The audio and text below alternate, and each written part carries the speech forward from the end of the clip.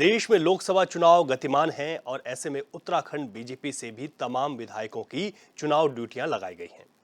BJP विधायक दुर्गेश्वर लाल का कहना है कि उन्हें लोकसभा चुनाव में हिमाचल प्रदेश की एक विधानसभा क्षेत्र का प्रभारी बनाया गया है, जहां वो लगातार पार्टी को मजबूत करने का काम कर रहे हैं। इन्हीं तमाम चुनावी विषयों को लेकर एचएनएन ने बीजेपी के पुरोला विधानसभा क्षेत्र से विधायक दुर्गेश्वर लाल से खास बातचीत की है।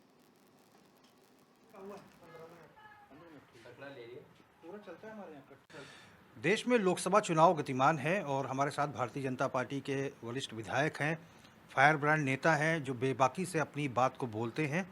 और हम किसी और के नहीं बल्कि भारतीय जनता पार्टी के पुरोला विधानसभा क्षेत्र से विधायक दुर्गेश्वर लाल जी की बात कर रहे हैं। हमारे साथ दुर्गेश्वर लाल जी मौजूद हैं।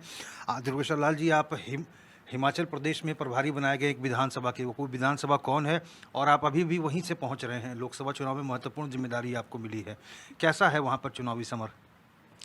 सबसे पहले तो मैं आपके चैनल के माध्यम से पूरे उत्तराखंड वासियों को धन्यवाद करना चाहता हूं और प्रणाम करना चाहता हूं कि उत्तराखंड ने मोदी जी को अपना प्यार दिया है। पूर्ववर्ती चाहे 2014 हो, 2019 हो और इस बार भी पाँचों की पाँचों सीटें जीत के जो देश के यशस्वी प्रधानमंत्री को तीसरी बार जो प्रधानमंत्री बनाने में अपना सहयोग दे रहे हैं। और मैं हिमाचल प्रदेश में भी रहा हूँ, अभी कुछ अर्जेंट वर्क से आना पड़ा है मैं एक दो दिन के लिए, तो मैंने वहाँ का जो वातावरण देखा है।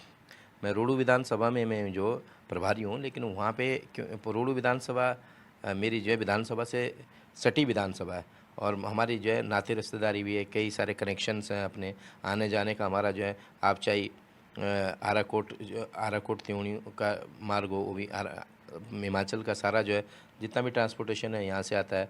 आप दूसरे क्षेत्र से देख लीजिए, आपका डोडरा कुआर वाला जो क्षेत्र है, तो घाटी जब क्लोज होती तो उनका आना जाना जो है पूरा धौला सेवा दोगरी और धौला होते हुए जो है नेटवाड़ होते हुए मोरी होते हुए, तो हमारे नाते रिश्ते लगे हुए हैं। तो मैं उस विधानसभा में था, मैंने बहुत सारी जो है वहाँ के जो है लोगों के साथ मुलाकात की, महिलाओं से मुलाकात की, नौजवान साथियों से मुलाकात की और इवन दो वहाँ पे जो बुज़ुर्ग है और सभी लोगों ने जो चाहे वयस्क हो, हर व्यक्ति ने ये मन बना दिया कि हमने इस बार जो है मोदी जी को तीसरी बार प्रधानमंत्री बनाना है।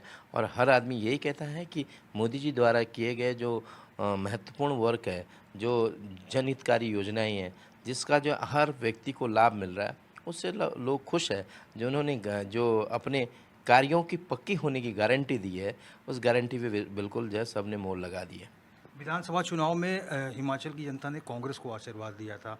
आपको लगता है कि कुछ एंटी इनकम्बेंसी है, अब भारतीय जनता पार्टी पर विश्वास करेगी जनता? डेफिनेटली मैं आपको कहना चाहूँगा, कांग्रेस ने के झूठ का पुलिंदा था। कांग्रेस ने बहुत सारी झूठ बोली थी, वो चाहे नौकरी की बात हो, चाहे ओपीएस की बात हो, चाहे आपके वहाँ पे महिलाओं को 1500 रुपये जो है हर महीने देने की बात हो, कई सारे 10 गारंटी दी थी। उन 10 गारंटी में से एक गारंटी भी कोई काम नहीं हुई है। तो सब पूरे जनता जो है बिल्कुल एक तरीके से गुमराह हो रखी है।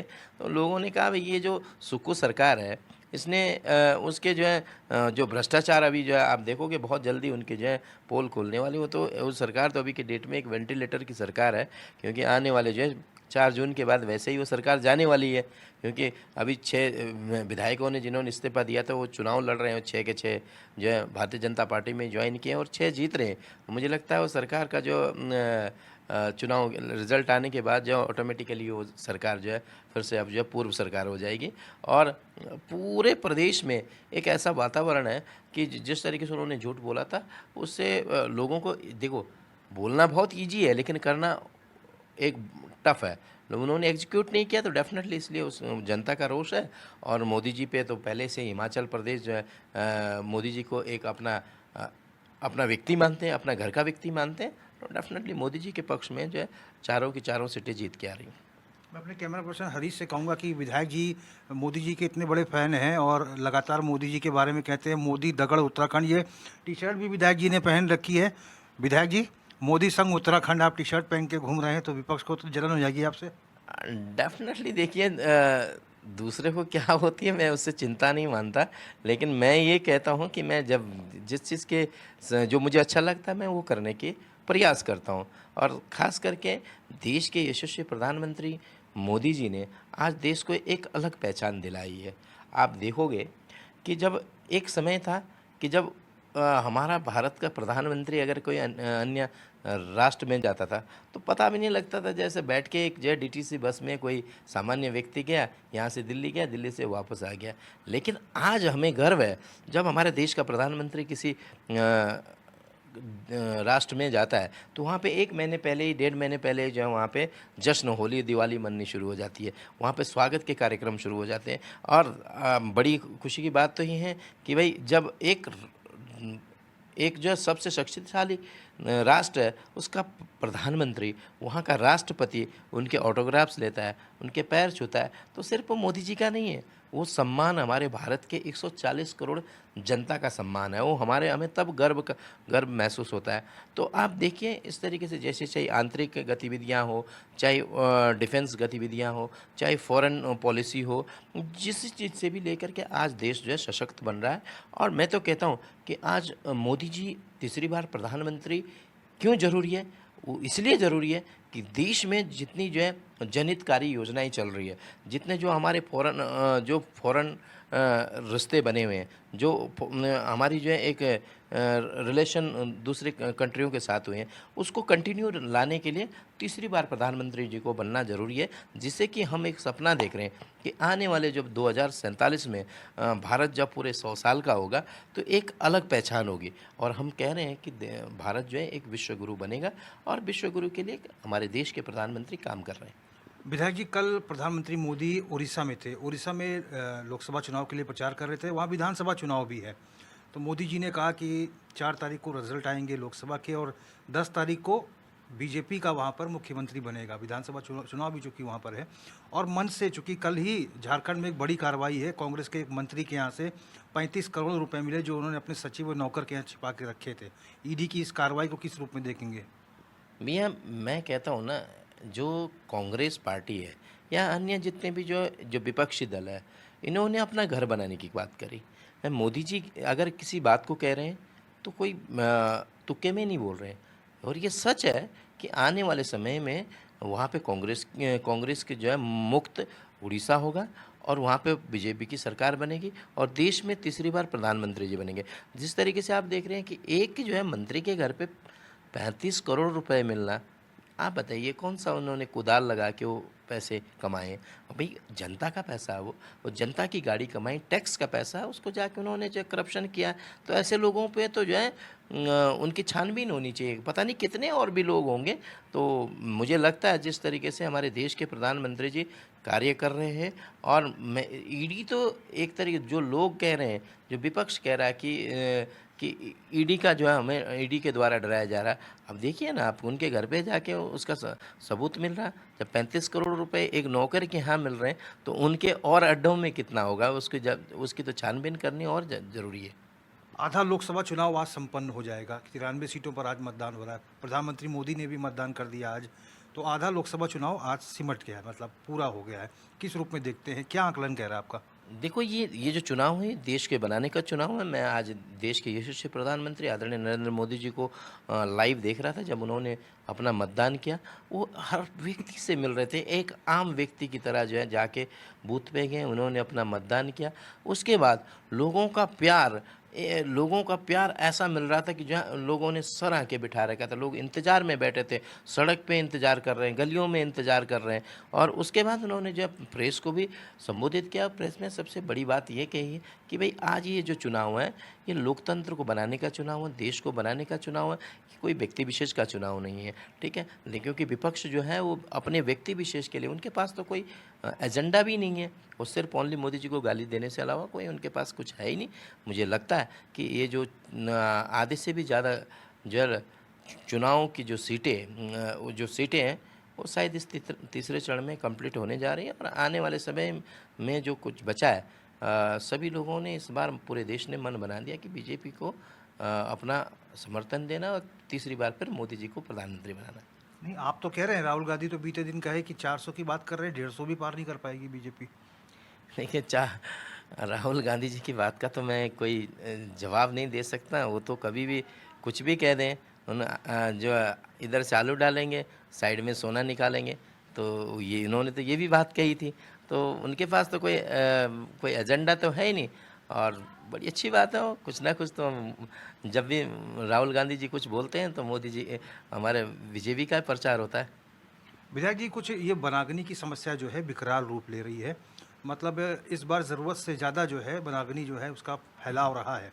विपक्ष जो है सरकार को कटघरे में कर रही है कि सरकार इसके लिए जिम्मेदार है। लोग अपनी जिम्मेदारी समझ नहीं रहे हैं, चुनाव प्रचार कर रहे हैं वनस्पत कि यहाँ पर आकर वनाग्नि की रोकथाम की जाए। देखिए विपक्ष की जो समस्या है वो सिर्फ ओनली आरोप और प्रत्यारोप से अलावा और कुछ है ही नहीं। और रही हमारे प्रदेश के यशस्वी मुख्यमंत्री जी, वो कंटिन्यू पूरे प्रदेश के प्रति सचेत हैं, कंटिन्यू जो मॉनिटरिंग कर रहे हैं, नोडल टीम बना रखी है, विभाग को कंटिन्यू जो है युद्ध स्तर पे लगा रखा, और हम सब की भी जिम्मेदारियां बनती है। देखिए वनाग्नि अपने आप तो आग लगती नहीं है, कोई ना कोई जो इररिस्पॉन्सिबल पर्सन है वो जाके जंगलों में आग लगा देता है, जिससे कि एक विकराल रूप ले रहा है। लेकिन कोशिश कर रहे हैं विभाग को जो है, जो फॉरेस्ट विभाग को है, उनके फायर वॉचर है, उन लोगों को जो है तैनात कर दिया गया है। और हम पूरे उत्तराखंड की जिम्मेदारी है कि भाई अगर हम अपनी वन संपदा को बचाना है तो हम सब लोगों को जिम्मेदारी लेनी होगी, और प्रदेश की सरकार उस पर सजग है। मुझे लगता है जिस तरीके से माननीय मुख्यमंत्री जी कार्य कर रहे हैं, लोगों को तो इसलिए भी जेलसी है कि हम उत्तराखंड का एक छोटे राज्य का मुख्यमंत्री जाके 5वें नंबर का जो है फायर ब्रांड नेता है, वो जाके पूरे देश में प्रचार कर रहा है, ये भी उनको नहीं फंस रही है। विधायक जी, अब आजकल पेयजल की समस्याएं भी बहुत आ रही हैं। उत्तरकाशी और आसपास के इलाके में जनता बहुत परेशान है। चूँकि आप ऐसे जनप्रतिनिधि हैं जो क्षेत्र में मौजूद रहते हैं, जनता की समस्याओं का समाधान करते हैं, तो ऐसी जनता से कुछ आप आश्वासन देंगे जो इस समय पानी की दिक्कत से त्रस्त है? देखिए मैं आपको एक छोटी सी बात कह रहा हूँ। हमारे देश के यशस्वी प्रधानमंत्री जी का एक ड्रीम प्रोजेक्ट है, हर घर जल हर घर नल। उसको पूर्ण करने के लिए हमारे बीच में, मैं पहले भी कह चुका हूँ कि जो है कि फॉरेस्ट की क्लियरेंस की वजह से कई जगह जो है हमारा जो वन्य जीव विहार क्षेत्र है, फॉरेस्ट के एरिया जहाँ पे जो है परमिशन नहीं मिल पा रही है, लाइन बिछाने के लिए जो पाइप लाइन है, तो वो उसकी प्रक्रिया गतिमान है, और मुझे लगता है कि बहुत जल्दी उस पर हम कार्य कर लेंगे। और दूसरी बात जो पानी की बात, किल्लत की बात बताई, देखिए गर्मी ज़्यादा हो रही है, तो उसके लिए मैं खुद युद्ध स्तर पे था, मैं क्षेत्र में ही से आ रहा हूँ, तो हमने लोगों के बीच में लोगों से भी सहयोग मांगा, और साथ साथ जाके हमने विभाग को भी तैनात कर दिया। और जैसे यात्रा शुरू हो रही है तो हम ये इस दौरान जो है लोगों की पूरी व्यवस्था कर रहे हैं, और किसी को चिंता करने की ज़रूरत नहीं है। जो पानी की व्यवस्था है वो तमाम, कहीं टैंकर की व्यवस्था तो टैंकर की व्यवस्था कर लेंगे, जहाँ पानी जो है कहीं से जोड़ा जा सकता है वहाँ उसकी व्यवस्था कर लेंगे। रही वहाँ जो जल जीवन मिशन के द्वारा, उसके लिए जो हम पूरी प्रक्रिया जो है कंप्लीट हो गई, क्योंकि अभी आचार संहिता का समय भी है, तो कई सारी जो है किसी चीज़ की परमिशन लेने में, कई चीज़ों में जो है थोड़ी समस्याएं आ रही हैं। Definitely this is our responsibility, और इसको कंप्लीट करेंगे। विधायक जी, एक आध दिन में, एक दो दिन में अभी चारधाम यात्रा भी शुरू होने वाली है। क्या कुछ तैयारियां हैं? आपकी जो कॉन्स्टिट्यूंसी है वो भी लगती हुई है यात्रा मार्गों से। क्या स्थिति है ग्राउंड पे इस समय? देखिए चारधाम यात्रा को लेकर के इस बार पूर्व की भांति और ज़्यादा हम सजग हैं। मैं पूरे देशवासियों और श्रद्धालुओं से निवेदन करता हूं कि आप आइए, चारधाम यात्रा में आइए, आप चारों धाम के दर्शन कीजिए। और मेरी विधानसभा का जो यात्रा का प्रथम पड़ाव पड़ता है वो मेरी विधानसभा होते हुए डामटा से शुरू होता है, आपके बड़कोट जो यमुनोत्री का पार्ट है वो मेरे नौगांव हुआ, बन्नीगाड़, ये होते हुए, तो डेफिनेटली लोग आएंगे। और वहाँ से पूरे जो है क्षेत्र का, वहाँ की प्रकृति का दीदार करेंगे, और साथ साथ जो है श्रद्धालु लोग जो है वहाँ का जो भगवान के दर्शन करके। और रही सरकार की तैयारी, सरकार ही पूरी तरह से मुस्तैद है, और आने वाले समय में किसी भी तरीके की कोई समस्या ना हो, उसके लिए हमने जो जिलाधिकारी हैं, इवन दो पुलिस डिपार्टमेंट है, अन्य लोग हैं, सभी विभागों के लोगों को तैनात कर दिया गया। विधायक जी, अभी वापसी है हिमाचल में कि अभी टेंटेटिव तौर पे अभी आए हैं कि अब कहीं और ड्यूटी लगेगी? नहीं, मैं सिर्फ ओनली एक दिन के लिए आया, कोई पर्सनल वर्क था मेरा जिसकी वजह से मैं देहरादून आना हुआ। और मैं डेफिनेटली मैं अपने कार्य पे कंटिन्यू हूँ, और तब तक रहूँगा जब तक जो है चुनाव मतदान न डाल के आए। धन्यवाद विधायक जी। नमस्कार। तो हमने बात की भारतीय जनता पार्टी के वरिष्ठ नेता, पुरोला से भारतीय जनता पार्टी के विधायक दुर्गेश्वर लाल जी से। विधायक जी का साफ तौर पर कहना है कि देश में भारतीय जनता पार्टी के पक्ष में माहौल है, प्रधानमंत्री मोदी के प्रति सभी लोग आश्वस्त हैं और प्रधानमंत्री मोदी का के प्रति लोगों में प्रेम है, आस्था है, उनके ऊपर विश्वास है। और इस बार लोकसभा चुनाव में जो मोदी मैजिक है, जो 400 का मैजिक, जिस आंकड़े को लेकर एक जो आंकड़ा तय किया जा रहा है जीत का, उस टारगेट को भारतीय जनता पार्टी अचीव करेगी। बहुत सारे प्रादेशिक मुद्दे भी थे जिनका विधायक जी ने जवाब दिया, कुछ समस्याएं थी जिसको त्वरित गति से निपटाने के आश्वासन भी विधायक जी ने दिए हैं। HNN 24/7 के लिए अपने कैमरा पर्सन हरीश भट्ट के साथ मैं रोहित विक्रम सिंह, देहरादून।